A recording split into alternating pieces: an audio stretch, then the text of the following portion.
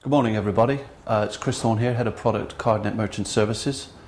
I've had the pleasure today of arriving at Armit Wines, and I'm meeting Graham Jeffs, the Finance Director, and I'm hoping to find some real good insights as to what we can do better as a business, but also where we're doing some things well, and quite frankly where we need to promote them better when we're out there interacting with potential new clients and existing ones. So anyway, Graham, hi. Hi there. Graham, could you firstly start by giving us a bit of information about Armit Wines? Yes, certainly. Armit Wines has been in existence for about 25 years and is a wine importer primarily from France, Spain and Italy. We have four main sales channels, that is trading, which is almost like treating wine as a commodity. We have individual, private individuals channel, and two other channels which are more business to business, namely retail and wholesale and hotels and restaurants. That's great, thank you. So there's no free tasting today then? You did really fine, that's brilliant. I'll just be a bit pedantic. Just one tiny little step forward, I just want to get rid of that shadow in the background. Okay. Other than that... You got the last bit that Graham said though, yeah? Yeah, that was perfectly fine. Okay, so I'll say the same things to try and smile again. Yeah. Just sneak in. I was just being a little bit pedantic. No, that's okay. With this.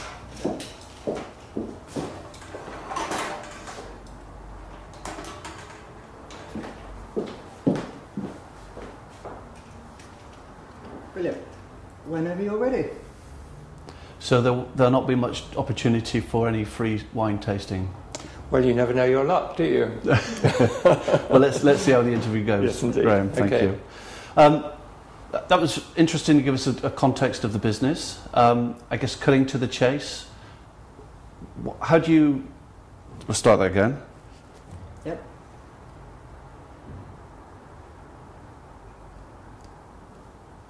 So the introduction was very interesting, Graham. Cutting to the chase, what does Cardnet, Lloyd's Cardnet, do for you?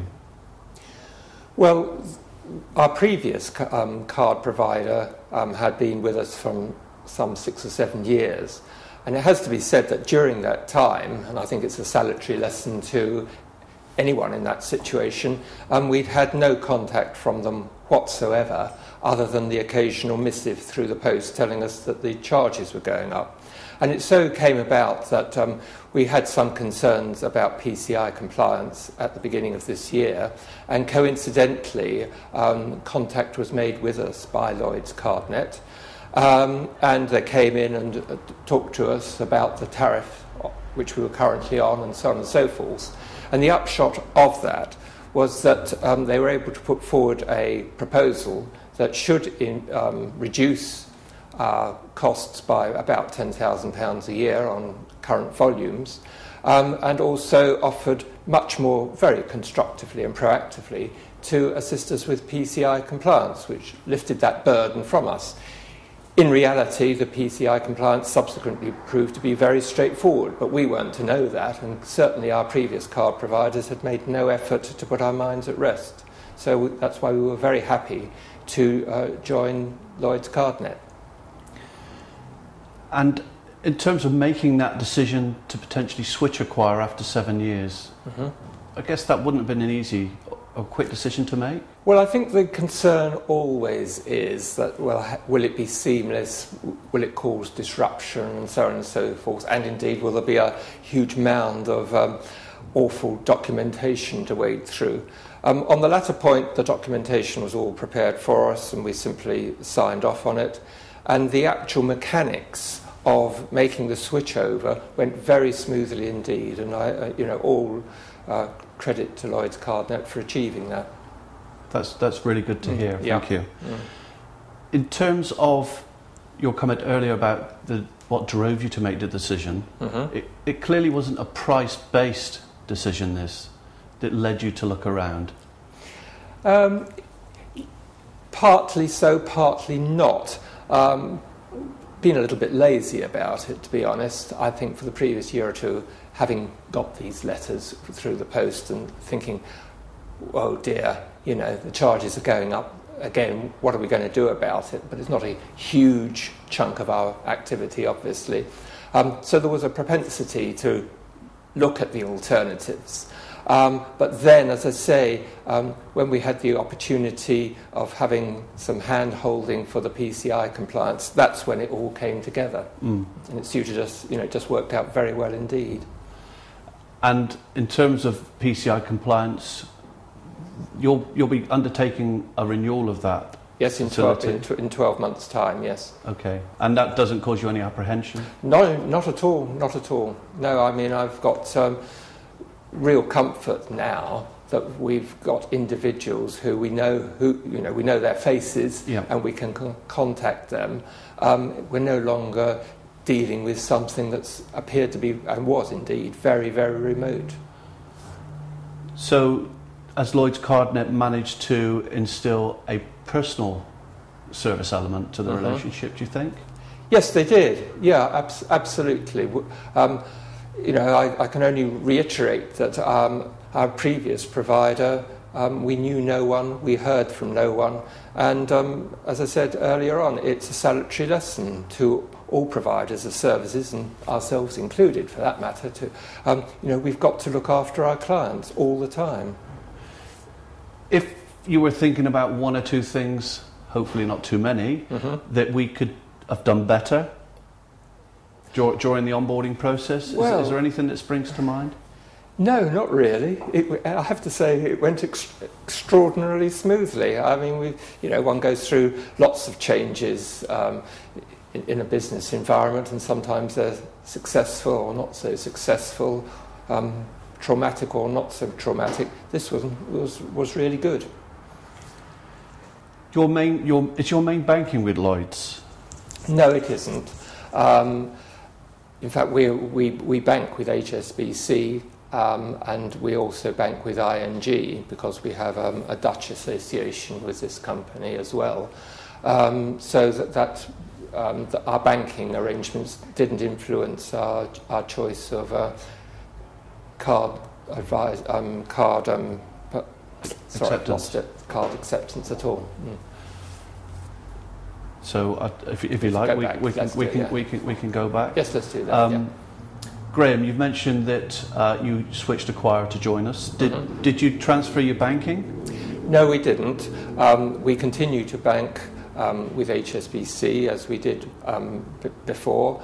We in fact bank with HSBC and ING because we have a Dutch association through our parent company. So there was no banking influence one way or the other. It didn't affect who we had before, and it didn't affect us changing to yourselves. Okay. Did you want some water? Yes, why not? It sounded like it was getting a bit, okay, a bit dry. Okay.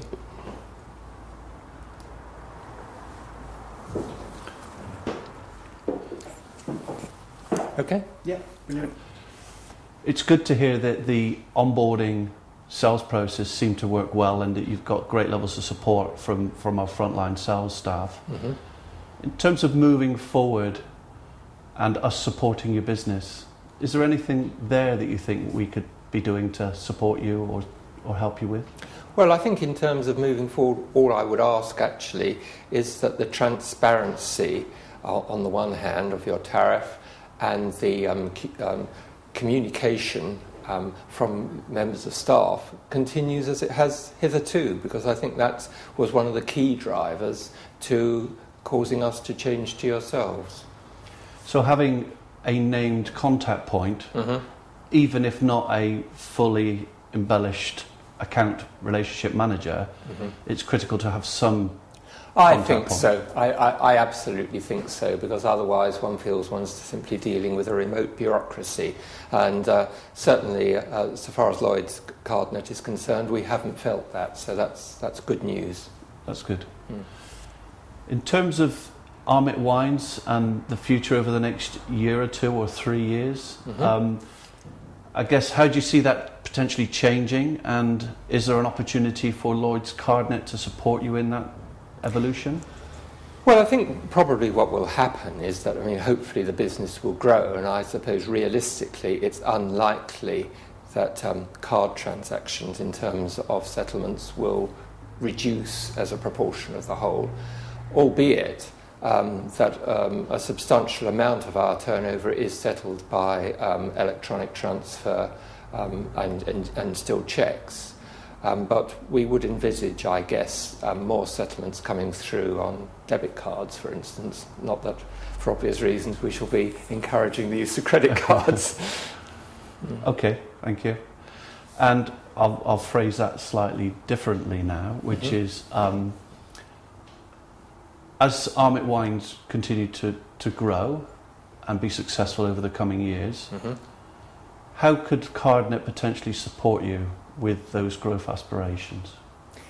I think basically by continuing to provide the sort of service they have hitherto, and what CardNet have been able to do is be absolutely transparent so far as the tariff is concerned. There's always been good ease of access to individuals who take an interest in what the company is doing. And so inevitably, as the company expands, I'm quite sure that Lloyds CardNet's involvement in that will expand at a similar rate. Okay, great, thank you. You're welcome. Okay, we'll just throw in a couple of extra questions now, and I'm going to perhaps talk a little bit about your perspective. So this will now be this will be an internal element we're going to talk about now. Right, you are. So this is about, as a finance director, as a director of a successful company, what snippets could you share with the CardNet staff around staying close to customers? Okay, I understand. Yeah? Yep, okay. Graham, as I've got you as a captive audience, would you mind if I ask you a few supplementary questions? Please do. As a finance director of a successful company, you hear a lot of noise around customer is king, got to stay close to them. What's your take on that? Well, I think it's absolutely the right philosophy. I mean, clearly we all know it doesn't by any means always happen. But certainly what has made us feel comfortable with Lloyds CardNet has in fact been the responsiveness of the staff on the one hand, and the clarity with which you've been able to put over your offer and put our minds at rest. Our experience before with our previous provider was quite the opposite. We didn't know who we were dealing with, we never heard from anyone, and that's what led, irrespective of any charging considerations, it left to quite a considerable disenchantment. I'm sure the audience are itching to know who your previous acquirer was. Right. Well, our previous acquirer was HSBC. Right. Yes. Okay. And I guess they should have worked that out from the fact that that's where you currently bank. But yes, nonetheless, yes. I'm sure one or two will be wondering. Yes, indeed. In terms of... And indeed, I can go on and say that when I then wrote the ultimate letter and said, I'm sorry, but, or maybe not so sorry, but we're moving on. No acknowledgement. No, sorry, you're departing, please consider us if you're looking around again. I mean, really just could not care less. So there's almost a sense that they signed you, won the business, and then that was it, apart from the letters to tell you about price. One felt like asking, is there anybody there, really? It was as bad as that. Admittedly, I wasn't here when they signed up originally, but that is probably back in the mists of time. Okay. So to summarise, what do we need to focus on as a business from your perspective, or keep doing?